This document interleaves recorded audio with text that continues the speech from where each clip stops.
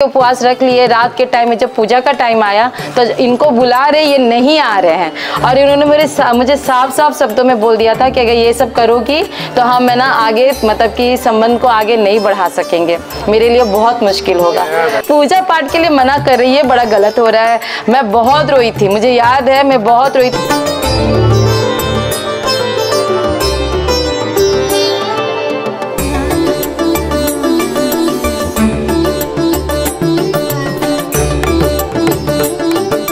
तो सबसे पहले मैं बताती हूँ कि मैं हजारीबाग की रहने वाली हूँ, झारखंड।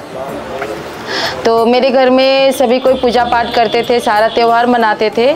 शादी हो गई ऐसे परिवार में जिसमें कि कुछ भी नहीं मनाते हैं, तो मुझे बहुत अजीब सा लगता था क्योंकि दुर्गा पूजा आ रहा है, होली आ रहा है, दिवाली आ रहा है और इन सारी चीज़ों में कोई कुछ कर ही नहीं रहा है। बड़ा ये बोरिंग सा दिन होता था कि भाई क्यों नहीं कर रहे, थोड़ा तो होना ही चाहिए था, ऐसा क्या है।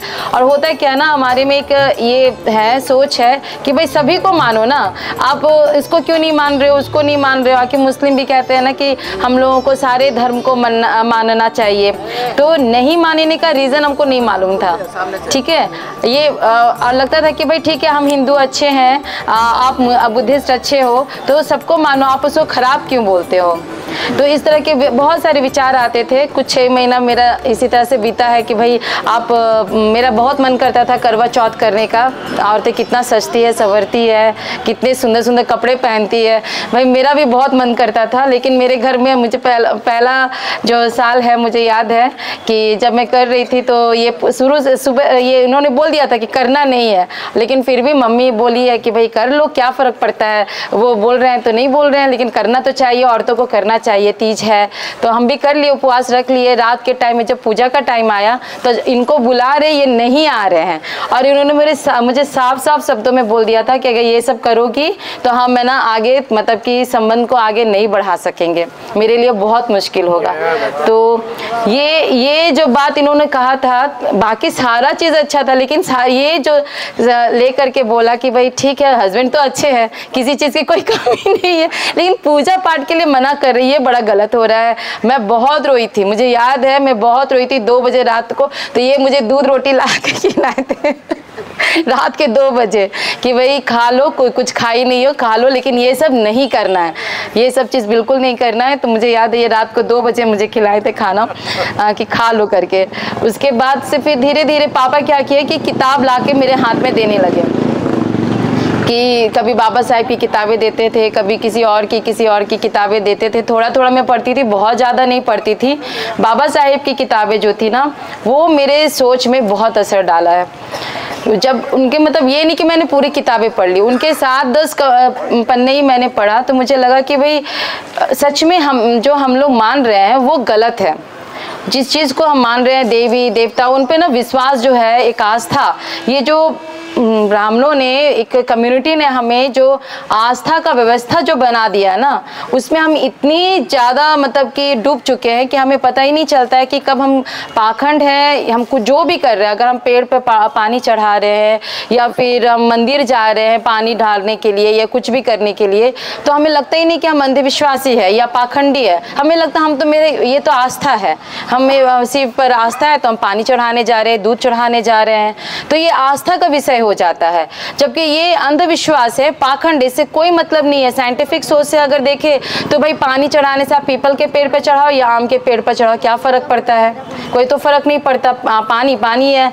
लेकिन उन्होंने आपको बता दिया है कि पीपल के पेड़ पर चढ़ाओ, शनिवार को आप काले कपड़े पहनो, सोमवार को सफ़ेद पहनो। उन्होंने सारे सप्ताह का जो वीक्स है ना, उनके मतलब रंग आपको बता दिया है। फ्राइडे को रेड पहनो, ऑरेंज पहनो, ये थर्सडे को इस तरह का कलर है ना आप लोगों का। तो ये सारी चीज़ें उन्होंने बता दिया है कि सारे कलर का मजा लो और पूजा करो। आप सब कुछ पहनो, सब कुछ करो, लेकिन आप पूजा करो। आपको किसी ना किसी रूप में आपको मंदिर जाना है, आपको पूजा करना है। तो ये बातें ना मुझे शादी के बाद धीरे धीरे समझ में आया। और फिर धीरे धीरे जब समझ में आने लगा तो इसमें ना सबसे पहले मुझे लगा कि भाई औरतों की सबसे बड़ी बंदिश जो होती है ना, वो उसके साज सजावट से होती है। एक जो हिंदू महिला है या मुस्लिम महिला, आप उनके कपड़ों से पहचान जाएंगे कि ये हिंदू है या मुस्लिम है। है ना। लेकिन एक बुद्धिस्ट महिला के का उस वक्त जो है कि कुछ समझ में नहीं आता था कि वो क्या करे, कि किस तरह से रहे, क्या पहने, किस तरीके से वो सामने रिप्रेजेंट करे अपने आप को कि मैं बुद्धिस्ट हूँ। तो मैंने ये बात पापा को बोला था, तो पापा ने बोला कि अरे तुम इंसान हो, सबसे पहले तुम औरत हो, तुम हिंदू हो, मुस्लिम हो, ये बताने की ज़रूरत नहीं है किसी को। तुमको जो अच्छा लगता है, जैसे अच्छा लगता है, एक महिला जो अच्छे कपड़े में किस तरह से लोगों के बीच में जा सकती है और अच्छी दिख सकती है, वो पहना करो कपड़े। तो वही बुद्धिस्ट महिला है, उनको कोई ज़ोर ज़बरदस्ती नहीं कि आप ये सब सिंदूर कर लो, चूड़ी पहन लो, पायल पहन लो, इस तरह की बातें उन्होंने मुझे समझाई। और जो डर था पूजा करने का, सबसे बड़ा जो डर था ना, वो उन्होंने मेरे मन से कैसे हटाया ये मैं बताती हूँ। एक शाम वो चाय बनाकर हम गए पापा के पास में, और पापा बोले बैठो यहाँ पर। उनके साथ मेरा बहुत अच्छा डिस्कशन हुआ था उस दिन। तो बोले कि तुम क्यों मानती हो भगवान को, मानने के पीछे क्या है।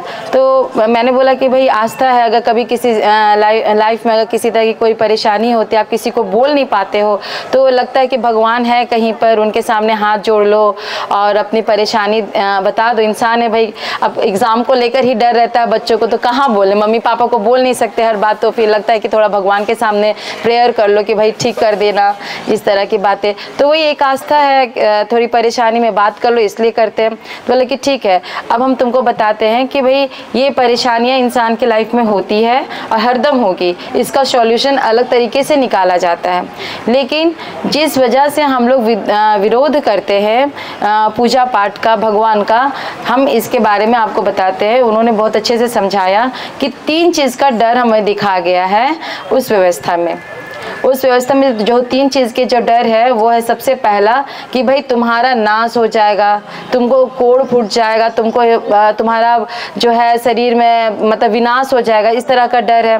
दूसरा, तुम्हारे बच्चों का विनाश हो जाएगा, उसको कोई मतलब मृत्यु हो जाएगी या कुछ इस तरह से काल घट जाएगा, तो पेरेंट्स को उनके बच्चों को लेकर डर है। तीसरा ये कि तुम्हारा सब कुछ विनाश हो जाएगा, तुम्हारा परिवार, तुम्हारा घर सब नाश हो जाएगा अगर तुम पूजा नहीं करोगे तो ये 3 चीज़ का डर है। आप देखिएगा कि इस 3 चीज़ के डर की वजह से ही महिलाएं जो है पूजा में और ये मंदिर जाती हैं, पूजा करती हैं, हर चीज़ वो मानती है, सिर्फ ये 3 चीज़ के डर से। अगर ये 3 चीज़ है ना ख़त्म हो जाए, अगर महिलाओं के डर से ख़त्म कर दिया जाए, तो फिर देखिएगा कि हमारी महिलाएं ना वो बुद्धिस्ट अपने आप बन जाएंगी, क्योंकि यही 3 चीज़ की वजह से वो पाखंड और अंधविश्वास को मानती है।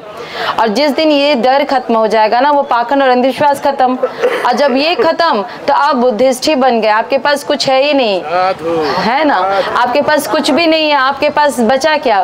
बुद्धि बचा है, सोच बची है, प्रज्ञा बची है, मैत्री बची है। तो इसकी वजह से आप जो है बुद्धिस्ट हो जाएंगे। हमारी महिलाएं जो असल में है ना, ये डर की वजह से जाती है। तो पापा ने बोला कि अगर मुझे ना, मैं भगवान को कभी नहीं मानूंगा, चाहे मैं मर जाऊं, मुझ में कोड़ फूट जाए, मैं मेरा पैर हाथ टूट जाएगा, लेकिन फिर भी हम नहीं ये मानेंगे। उसके बाद मैं फिर भी नहीं मानूंगा अगर मेरा घर सब, मेरा धन दौलत सब खत्म हो जाए, चाहे कुछ भी हो जाए, लेकिन फिर भी मैं भगवान को कभी नहीं मानूंगा। और उन्होंने जब ये बात बोला था ना, तो सच में मैं बहुत डर गई थी कि मेरा बच्चे का मृत्यु भी हो जाए, वो मर जाए, सब खत्म हो जाए, मेरा नस्ल खत्म हो जाए, लेकिन मैं फिर भी भगवान को नहीं मानूंगा। जब ये बात पापा ने बोला ना, तब मुझे पता चला कि सच में ये डर निकालना जरूरी है। ये डर कि मेरे बच्चे को भी कुछ भी हो जाए, हम भगवान के पास नहीं जाएंगे तो नहीं जाएंगे, तो ये डर जो है ना निकालना बहुत ज़रूरी था।